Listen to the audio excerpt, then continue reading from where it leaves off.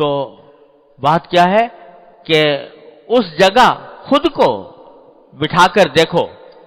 جہاں جو سلوک تم دوسرے کے ساتھ کر رہے ہو. یہ ہمارا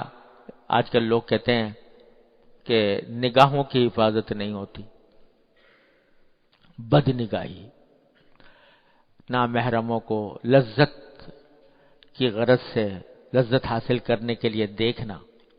ایک بلا ہے جس میں جو پھیلی ہوئی ہے چاروں طرف. اس کے بارے میں لوگ بکثرت کہتے رہتے ہیں، لکھتے رہتے ہیں، ہم سے چھوٹتی نہیں، یہ بلا ہم سے چھوٹتی نہیں. آنکھیں کا دھوکہ کہیں نہ کہیں ہمیں خیانت میں مبتلا کر دیتی ہیں. لیکن آدمی اگر اس بات کو سوچے جو حضور سرور دو عالم صلی اللہ علیہ وسلم نے ارشاد فرمائی تھی کہ جب تم کسی نامحرم کو لذت لینے کے لیے بری نگاہ سے دیکھ رہے ہو، اگر کوئی دوسرا تمہاری بیوی کو دیکھے، تمہاری ماں کو دیکھے، تمہاری بہن کو دیکھے، تمہاری اور کسی رشتہ دار کو دیکھے، تم پر کیا گزرے گی؟ کیا یہ کہو گے کہ بھئی اس کے بغیر تو زندگی بیکار ہے،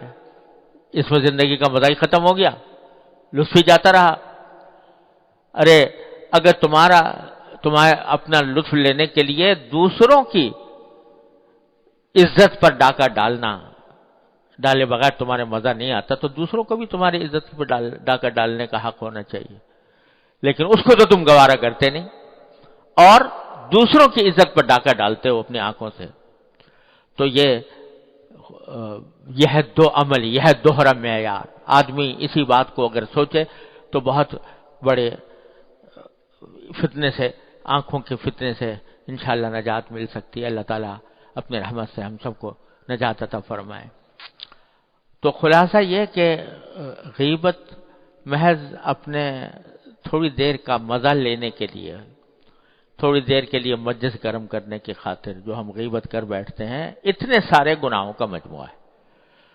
اللہ تبارک و تعالیٰ اپنے رحمت سے، اپنے فضل و کرم سے اس سے بچنے کی توفیق عطا فرمائے. حضرت فرماتے ہیں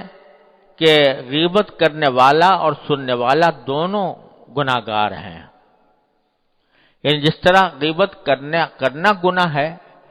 اسی طرح غیبت کا سننا بھی گناہ ہے، اپنے اختیار سے سننا. یعنی اس میں مجلس میں کوئی آدمی غیبت کر رہا ہے اور آپ وہاں پر بیٹھے ہوئے ہیں اور سن رہے ہیں، خود بھی مزہ لے رہے ہیں اس سے، یہ بھی گناہ ہے. ایسا ہی گناہ ہے جیسا کہ غیبت کرنا گناہ ہے. لہذا اگر کوئی غیبت کر رہا ہے تو حتی الامکان کوشش کرنی چاہیے کہ وہ اس کی بات کا رخ بدلا جائے، اس کی بات کا رخ بدلیں،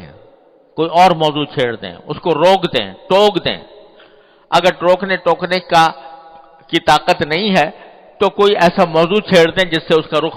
بات کا بدل جائے. اور پھر بھی اگر نہ ہو تو اٹھ جائیں وہاں سے اس مجلس میں نہ بیٹھیں. کیونکہ غیبت کا جس طرح کرنا گناہ، اسی طرح سننا بھی گناہ. کوئی جب تک کہ بہت کوئی شدید مجبوری لاحق نہ ہو جائے تو اس وقت تک وہاں سے اس مجلس میں نہ بیٹھیں جہاں پر کہ اس طرح کی غیبتیں ہو رہی ہوں. باقی اس میں کوئی شک نہیں کہ چونکہ معاشرے کے اندر یہ بلا پھیلی ہوئی ہے، اس واسطے ہمیں دشوار نظر آتی ہے، مشکل نظر آتی ہے. لیکن اللہ تبارک و تعالیٰ اپنے فضل و کرم سے، اپنی رحمت سے ہمیں توفیق عطا فرما دے تو یہ کوئی ایسی بڑی مشکل نہیں ہے جس پر قابو نہ پایا جا سکے. اور جیسا کہ پچھلے بھی مجلس میں میں نے عرض کیا تھا کہ اصل میں ساری یہ خرابیاں جو پیدا ہوتی ہیں، چاہے وہ غیبت ہو، چاہے وہ بد نظری ہو، چاہے وہ حب جاہ ہو، عجب ہو، خود پسندی ہو، یہ سارے کے سارے شاخسانے ہیں اللہ تعالیٰ کے ساتھ تعلق مضبوط نہ ہونے کے. اللہ تبارک و تعالیٰ کے ساتھ تعلق مضبوط ہو، اللہ تبارک و تعالیٰ کا دھیان رہے تو پھر یہ چیزیں قریب بھی نہیں پھٹکتی. دل میں اللہ تبارک و تعالیٰ کے ساتھ رشتہ جڑا ہوا ہو، اللہ تبارک و تعالیٰ کی نعمتوں کا دھیان ہو، اس نعمتوں کا شکر ادا کرنے کی توفیق ہو رہی ہو، اللہ تبارک و تعالیٰ نے جو کچھ اس کائنات کے اندر پیدا فرمایا ہے اس میں اس کو سوچنے کی، اس کے اوپر فکر کرنے کی، اس کو سوچنے کی عادت پڑی ہوئی ہو، تو پھر یہ باتیں جو ہے یہ ہوا کی طرح اڑ جاتی ہیں، یہ انسان کے اوپر اثر انداز نہیں ہوتی، جبکہ خیالات کی، انسان کے جو خیالات کی رو ہے، پچھلی مرتبہ میں عرض کر رہا تھا کہ خیالات کی رو کو رخ بدلو، ہر وقت دل و دماغ کے اوپر جو خیالات مسلط ہیں وہ سب لذت حاصل کرنے کے ہیں، راحت حاصل کرنے کے ہیں، دنیا کے منافع حاصل کرنے کے ہیں، ان سے اپنے خیال کو اس طرف سے ہٹا کر اللہ تبارک و تعالیٰ کی طرف، اللہ تعالیٰ کے حاکمیت کی طرف، اس کی خالقیت کی طرف، اس کے انعامات کی طرف، اس کی نعمتوں کی طرف، اس کی طرف دھیان کو پلٹاؤ، اور ایسا ہو جائے کہ اللہ تبارک و تعالیٰ کا دھیان رہے، دل میں جو خیالات آئیں، وسوسے بھی آئیں، تو اللہ تبارک و تعالیٰ کی عظمت کے، اس کی محبت کے، اس کے انعامات کے وسوسے آئیں۔ اللہم اجعل وساوس قلبی خشیتک و ذکرک واجعل ہمتی و ہوایا فیما تحب و ترضی، نبی کریم صلی اللہ علیہ وسلم نے دعا سکھائی۔ تو جب یہ خیالات کی رو اس طرف پلٹتی ہے، خیال تو آئے گا، کوئی نہ کوئی آئے گا، خانہ خالی رہ دیو می گیرت، اگر خالی ہو گئے، اللہ تعالیٰ کے ذکر سے خالی ہو گئے، اللہ تعالیٰ کے یاد سے خالی ہو گئے، تو پھر شیطانی خیالات آئیں گے،